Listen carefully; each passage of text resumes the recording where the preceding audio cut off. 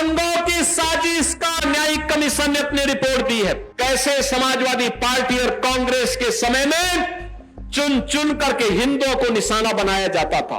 उस दंगों की साजिश का कल जो कमीशन न्यायिक कमीशन बना था, न्यायिक कमीशन ने अपनी रिपोर्ट दी है, क्योंकि इन्होंने अपने समय में कुछ नहीं किया और इसीलिए अभद्र भाषा का प्रयोग करके राजनीतिक मर्यादा को इन्होंने तार तार करने का काम किया। लोकप्रिय नेता हैं और प्रधानमंत्री मोदी जी के प्रति अपशब्दों का प्रयोग करने का मतलब सूरज पे थूकने जैसा है। आपकी आवाज को सुनने आ रही है प्रभात खबर इलेक्शन एक्सप्रेस। देखते रहिए प्रभात खबर इलेक्शन एक्सप्रेस। ये वही गठबंधन है जो अपने समय में जब इन्हें सत्ता में आने का अवसर प्राप्त हुआ था, उस समय इन्होंने प्रदेश के अंदर और देश के अंदर अराजकता का तांडव किया था।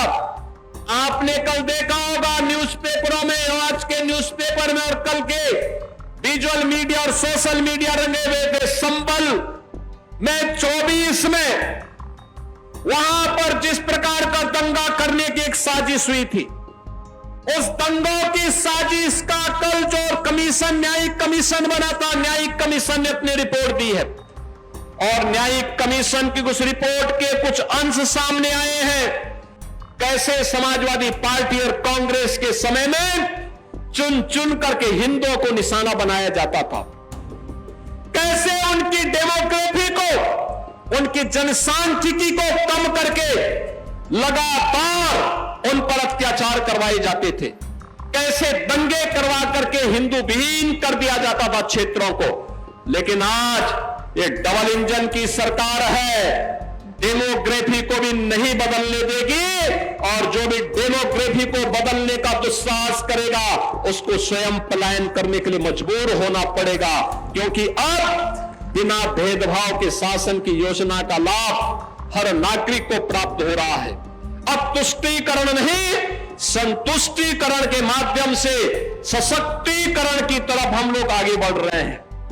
इसलिए 8 वर्ष में 6 करोड़ लोगों को गरीबी रेखा से उभारने में मदद मिली, बिना भेदभाव के आवास की सुविधा का लाभ प्राप्त हुआ।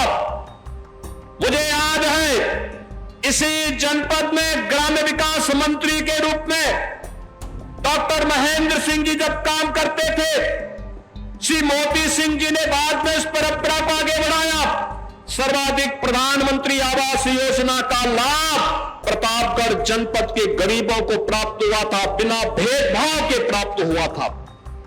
मुझे याद है कि जब जल शक्ति मंत्री के रूप में कार्य करने का उन्हें अवसर प्राप्त हुआ था, तो जल शक्ति मंत्री के रूप में नहरों में पानी को हेड टू टेल तक पहुंचाने का काम हो या हर घर नल की योजना को गांव गांव तक पहुंचाने का कार्यक्रम, ये सफलतापूर्वक आगे बढ़ा।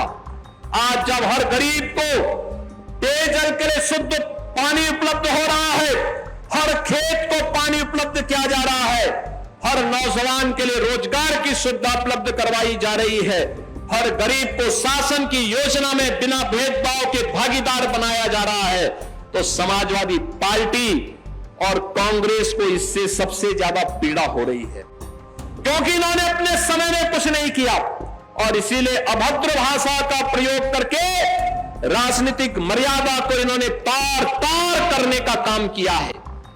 इन लोगों को समझना चाहिए, भारत के प्रधानमंत्री मोदी जी दुनिया के सबसे लोकप्रिय नेता हैं और प्रधानमंत्री मोदी जी के प्रति अपशब्दों का प्रयोग करने का मतलब सूरज पे थूकने जैसा है।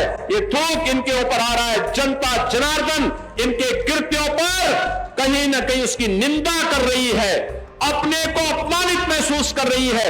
140 करोड़ भारतवासी अपने आप को अपमानित महसूस कर रहे हैं।